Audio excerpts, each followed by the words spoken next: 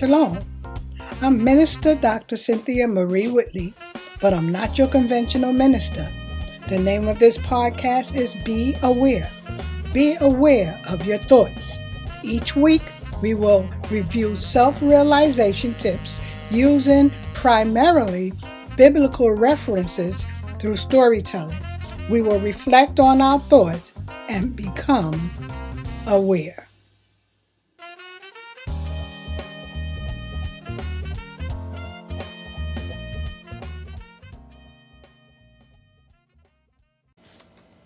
Today, I will deliver the message using a different technique. I will not come from what needs to be fixed and how we can get there, but today we will examine our thoughts from the point of view of the perfection we already are.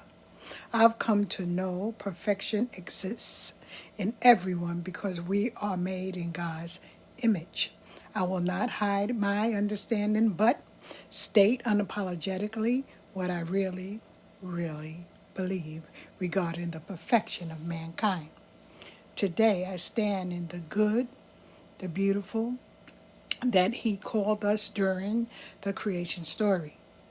I urge you to accept the good and beautifulness that you are and be grateful for the good that we have before us, beginning with the air we breathe, the earth we live on, and the many things we possess.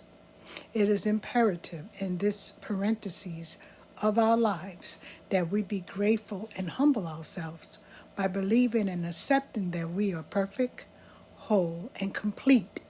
Maybe not in man's sight, but in God's sight indeed, because we are made in His image from the very beginning.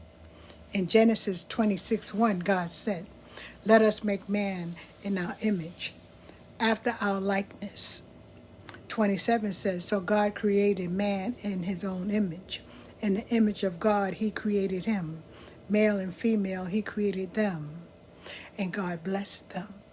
Later in Genesis 2:7, in the Farah Fenton translation, it says, "And the Lord God formed man from the dust of the ground and breathed into his nostrils, and man became a life-containing soul." I am a firm believer that we are made perfect in God's image. Matthew 5:48 says, "Be ye therefore perfect, even as your Father which is in heaven is perfect." And Genesis 17:1-3 says, "Walk before me and be thou perfect." This perfection is the wholeheartedness that is needed to succeed in life. It is with this understanding that I will proceed.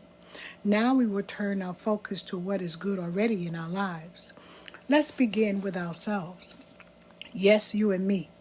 Despite anything that may be out of order in our life, like the perception of there not being enough money, not having enough talent, not being beautiful or handsome enough, not having the right skin tone, or others expressing their negative opinion of others. Today, that nonsense goes out the window. Nonsense because it is not true. We will let all of those beliefs go. Remember, we are made in God's image. Now let's go to Genesis 1:31, which reads, "And God gazed upon all that He made, and it was very beautiful." That means me and you are beautiful, and God and good. Did you hear me? We are beautiful and good. And we are talking about our souls, because anything else is a judgment, and that would be prejudicial. So this leaves room for metaphysical or psychological teaching. As you listen, I want you to understand the context in which the word perfect is being used when it comes to you and me. The dictionary is an approved model and considered by an authority or by general consent as a basis of comparison around the world. So we will accept the definition of perfection as standard, which is 1, lacking nothing essential; 2, completely suited for a particular purpose; and 3, complete. That means whole, All three of these definitions will work perfectly for the point I am trying to make this day. Number one, we lack nothing essential. That means that nothing is missing for you, for us to accomplish our goals and or our deepest dream. That dream that answers your heart's desire. That thing which only you and the source know. Many people accept that man is made in God's image, but accepting this statement to mean a physical image will only keep us entangled in debates. As it is, different nations color their God according to their complexion. This is the same as attaching perfection to physical things, objects, or people. What would be God's perfect weight or color or voice tone? Like a baby who has grown accustomed to his mother, each denomination creates a physical image that looks exactly like itself. If we are to survive in this universe in harmony or as one, and it is our choice to live or not live in harmony, then we might want to review this erroneous idea of perfection. Number two, the second definition of perfection is completely suited for a particular purpose. That means God broke the mold when he made me and you. Whatever it is that you were put on earth to do is unique for you. What is that thing? Only you and your Creator know. It can be found in the secret of your heart. It fits like a perfectly sized glove. If you are not sure, ask God to reveal it to you. Just trust and believe that it can and it will come true if you walk perfectly or wholeheartedly before God. The third definition of perfection is complete. We are perfect, whole, and complete within. Nothing is missing. We are lacking nothing essential, and we are completely suited for a particular purpose, and God is the supplier. It doesn't matter what others say or how they may judge. We must find our way in the world, revealed to us inwardly first, and then follow our own yellow brick road.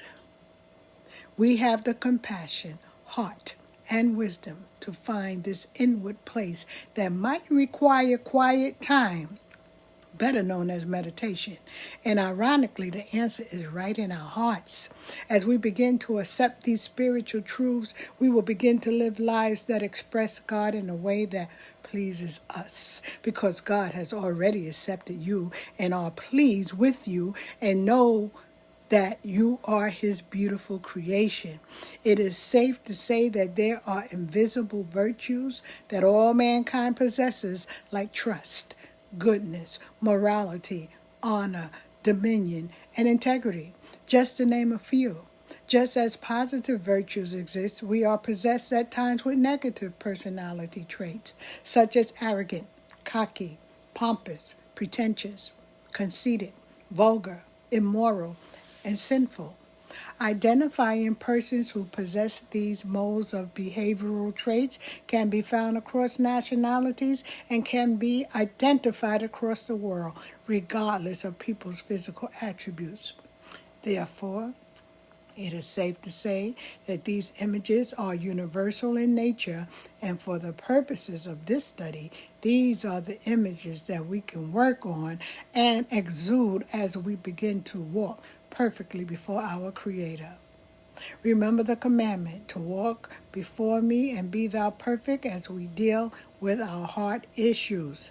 So as we become aware of our thoughts and feelings, let us remember, let's be grateful for the breath of life that allows us to be life-containing souls. Peace and shalom.